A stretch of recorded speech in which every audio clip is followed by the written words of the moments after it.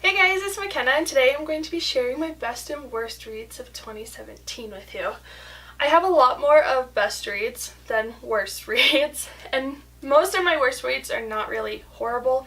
They were just didn't live up to the hype or my excitement. So I'm going to start off with the good stuff. So the first book I have is All the Bright Places by Jennifer Niven. This is probably on my top 10 list. I loved this book. Jennifer Niven's writing with the characters it's amazing. The characters were so lovable. You really cared about them. It is about Violet and Theodore Finch. Violet and they call him Finch, who meet on top of their school building ready to jump. And then it's their story of dealing with the things they're dealing with basically as a high school student. I can't express how much I loved this book, and I've read it multiple times because I just love the characters. That really is all there is to it. The characters were just amazing, and you really, really cared about what happened to them. So I would recommend this one to anyone. It does deal with mental illness, but I think it deals with it in a really real way, in a way people can relate to. So that's also nice to have a good representation of that. Then my next book is also dealing with mental illness, 13 Reasons Why by Jay Asher. I'm a little late to the game on this one. I had heard about it. I really didn't want to read it. I tried reading it and I couldn't get into it, but this year I decided to read it and I loved it. It's about Hannah Baker, who commits suicide and leaves one of her classmates, Clay Jensen, tapes on, for each person, 13 tapes for why she did what she did. And I mean, this one is really controversial. People have really mixed feelings about it, but at the end of the day, I think it's a really real representation of what happens, and it's a story everyone needs to hear. Of what you say really does affect people, even if you don't mean it. And for that reason, I think everyone should read it. I haven't watched the Netflix series, so I don't know. I know that really caused a lot of issues with people, but as for the book, it was really good. And I got to go earlier this year. I went and heard Jay Asher speak at a convention, and the story of how he wrote 13 Reasons Why and why it came about, and that also really opened my eyes, which made me like it a little bit more. And then the next book I have is A Monster Calls by Patrick Ness. And the one I have here is the illustrated version, and these pictures are just incredible. But this is about Connor. He's a little boy whose mom is diagnosed with cancer, and he starts having this dream of this monster coming. It's a horrible nightmare of horrible winds and this monster coming to his room and destroying things. And this is a book that I went and saw the movie, and even the movie really got to me. It hits me in a spot where I think about watching the movie or reading the book again, and I get really emotional.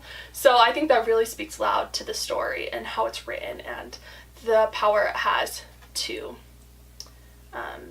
affect people. So this one is definitely, I think this one even makes my top 5. So that was one of the most favorite reads this year. My next book is History Is All You Left Me by Adam Silvera. This one is about a teenager Griffin. He's gay, and he loses his first boyfriend, his ex-boyfriend. He dies in a very tragic way, and he meets up with his ex-boyfriend's new boyfriend, and they deal with losing a boyfriend together. And this one made me cry the first paragraph. So I think that really speaks loudly on also the story. Like, I was crying the whole book. The way Adam Silvera writes it was really, really good. And I think the story is dealing with grief and loss and getting through that. And it's, I think, a very real way of how people deal with things and get through it, which I really liked.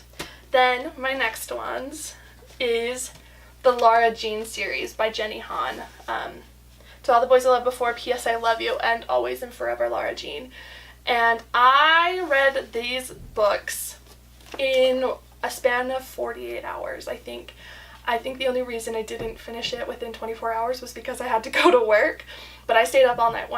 I read the first one and the second one right after another, and I stayed up all night reading, and I genuinely cared about what happened to Lara Jean and Peter, and it's about Lara Jean writes these letters to these boys, and they're hidden in a box and they get sent out, and then these boys get these letters from a girl they didn't even know apparently liked them, and I genuinely cared about them, and when I finished reading them, I was left sad because I just wanted the story to go on forever. And I started reading it right before they announced the film adaptation, and the characters are perfect. I'm really excited for that. And then my last book I have on my favorites list is Wonder by R.J. Palacio, I don't know how to say it, but my little brother actually had been telling me about this for probably a good year on how much he loved the book and how I needed to read it because it was so good because he read it in school, and I just kind of kept pushing it along, like whatever.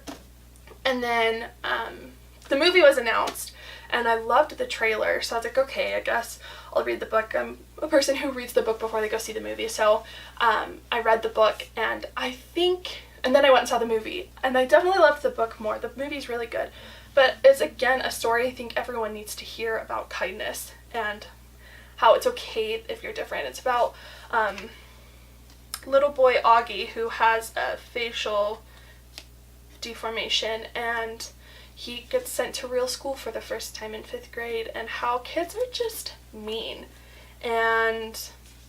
but he makes the best of it, and he makes some really good friends, and stands up and is kindness, and I think that's really important. So that's all for my favorites this year.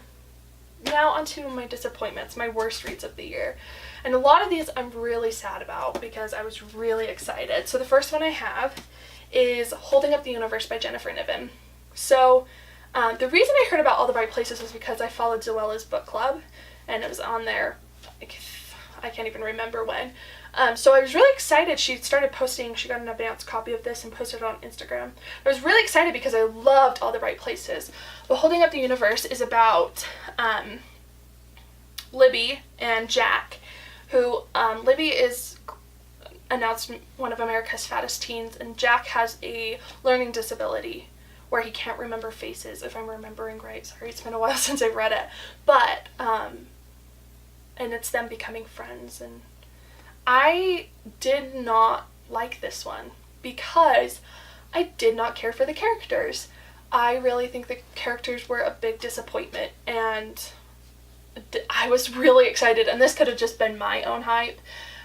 I just didn't care for it, and that made me kind of sad because I really wanted to love it. I really did, and I didn't. I was really disappointed. And then another one I have is by Gail Forman, and it's I Was Here. So I love Gail Forman. I read If I Stay and Where She Went, and then Just One Day and Just One Year, also this year. So I love Gail Forman, but this one is about Cody, and her best friend Meg commits suicide, and she doesn't know why, and so she goes on this mission to find out why. And I think it was just very dark. And when you're reading a story, I mean, I guess 13 Reasons Why is kind of dark too, but this one I just felt like there was no happy ending. Like, nothing was concluded at the end. Nothing felt happy, and it was really dark, which I guess is real, but I just did not like it. It was not what I thought. And then these last two I have kind of go hand in hand. And again, it makes me sad that I didn't like them, but the first one I have is Simon versus the Homo Sapien Agenda by Becky Albertalli. I was so excited to read this one. This one actually went on sale at Target, so I was like, oh, I'll pick it up. It's been on my list. I've seen so many people talking about it, and I read it, and it was really slow. Like, I feel like the first 100 pages I was like, oh, this is so slow. It's about 16-year-old Simon, who is gay but has not come out to anyone, but he finds someone, he starts talking to this guy Blue online, and they go to the same school, and they're like, it's like an online relationship. And I just feel like people talked about this because there was a lot of political very political in the book. I think the message is good, but I don't think I loved it as much as I wanted to. Like, I didn't feel like I had to figure out what happened to Simon. Like, I just didn't care. And it's, again, all personal preference. I didn't live up to the hype that everyone gave it. I have, however, seen the trailer for the movie, and I'm really excited. I think the movie might be something I'm into. The cast is amazing, so hopefully, maybe I'll try reading it again before I go see the movie and see if I like it a little bit better. And then the next one is The Upside of Unrequited by Becky Albertalli. This one is about Molly, who has a twin sister. I can't remember her name. Cassie. And Molly just keeps falling in love with people. It's this long list of crushes, but it's never had a boyfriend. And I think, again, this one, I was looking forward to this one because I did like Simon, but I just didn't love it. So I was like, okay, well, I'll give this one a try. And again, this one just didn't live up to the hype. I just didn't care about what happened, and that makes me sad because I think the characters are really likable and they're written in a really well. But I don't know, for some reason I just didn't care for them, and that just might have been me and the mood I was in. I don't know. Like I said, I'll probably give Simon vs. the Homo Sapien another try, but I don't know about this one. Just because I just don't care. I might try it again, but yeah. So that is it. I hope you guys enjoy it, and don't forget to like and subscribe, and I'll see you next time. Bye!